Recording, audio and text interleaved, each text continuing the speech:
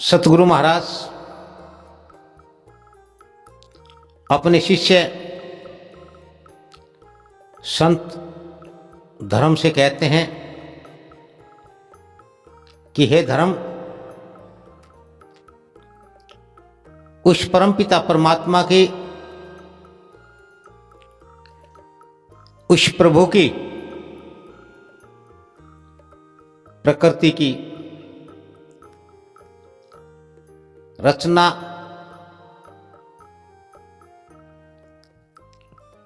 इस प्रभु का खेल देखिए। यह साधारण सा दिखने वाला संसार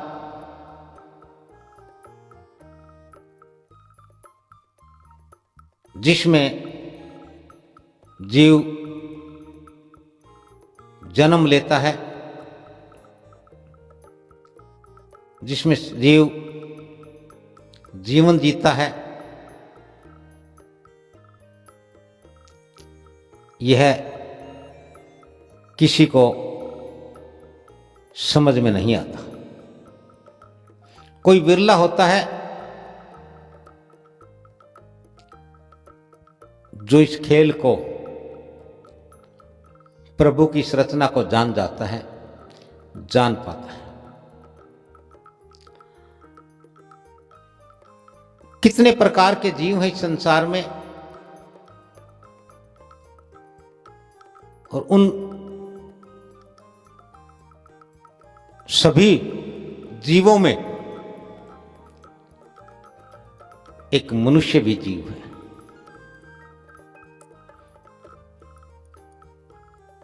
मनुष्य रूपी जीव को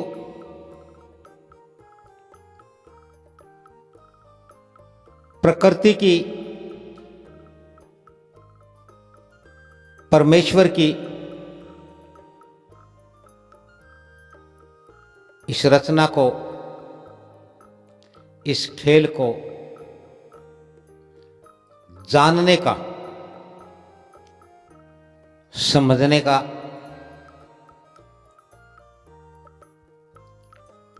अधिकार प्राप्त है। यानी मनुष्य रूपी जीव इस खेल को समझ सकता है, खेल सकता है। बाकी के जो जीव हैं, जिनकी संख्या लाखों में, या यूं कहें कि 84 लाख जो बताई गई है, वे इस खेल को जानते हैं, समझते हैं, लेकिन खेल नहीं सकते। जान करके भी कुछ नहीं कर सकते।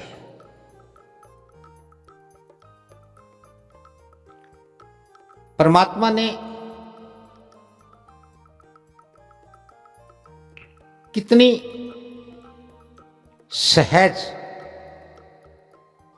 सरल, खूबसूरत रचना की है कि जो जीव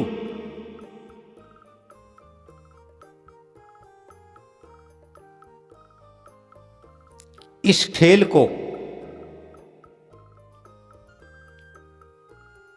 जानता नहीं है,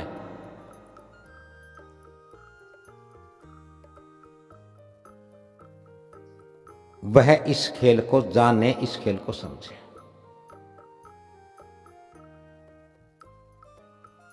जीवों की विभिन्न योनियां, विभिन्न श्रेणियां बनाई, 4 प्रकार से पैदा होने वाले 5 प्रकार के जीवों में मनुष्य ही सर्वश्रेष्ठ जीव है।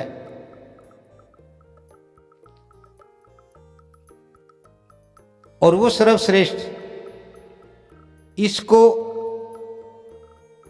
जाने, समझे, सीखे और इसको खेल जाए, इस खेल को जीत ले, पार हो जाए। लेकिन बाकी के जो जीव हैं,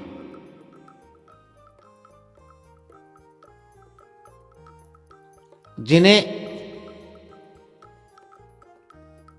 खेलने का और खेल करके जीतने का अधिकार नहीं है, वे इसे जानते हैं। उन्हें पता है कि वो जिस अवस्था में, जिस दशा में, जिस जन्म, जिस जीवन में जी रहे हैं, वो उन्हें क्यों प्राप्त हुआ है, कौन से कर्म रहे हैं, कौन से कर्मों का कौन से फल रहे हैं, जिनके अनुरूप उन्हें जिस जन्म में होते हैं वह जन्म मिला है, वह जीवन उन्हें भोगना पड़ रहा है।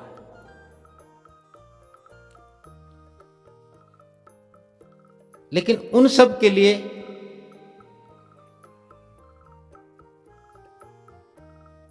एक अलग व्यवस्था बनाई। वो जीव इस खेल को जानते हैं, इसलिए उन्हें केवल जीने का अधिकार है। प्रकृति के, परमात्मा के अनुकूल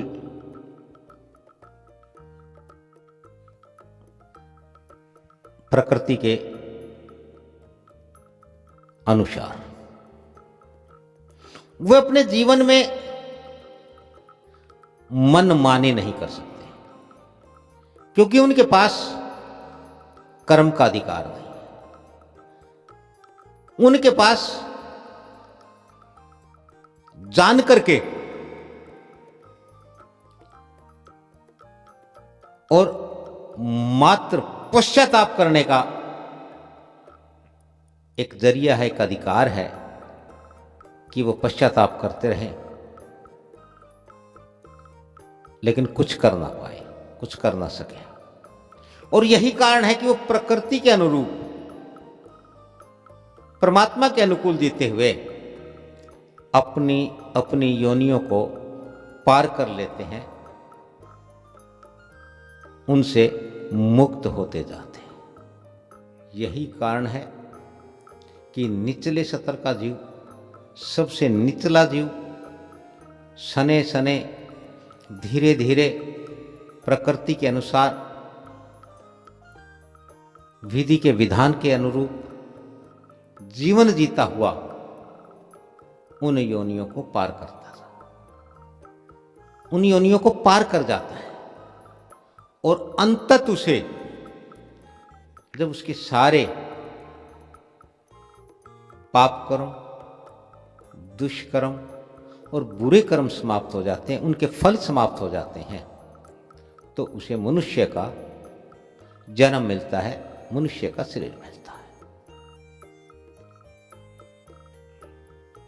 इस जन्म में, इस जीवन में वह यह नहीं जान पाता है कि उसने अतीत में क्या किया, क्या बोया, अब उसे क्या मिलेगा। यहां पर उसको केवल कर्म करने का अधिकार दिया है। कर्म के साथ साथ कर्म को नियंत्रण करने के लिए मनुष्य के पास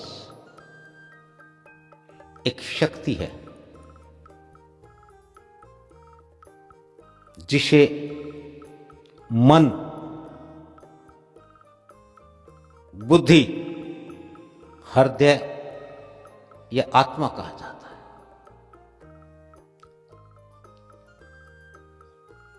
इस मन, बुद्धि, हरदेव आत्मा के अनुसार मनुष्य जिस भी अवस्था का, जिस भी दशा का प्रयोग करता है, कर्म करता है, उसी के अनुसार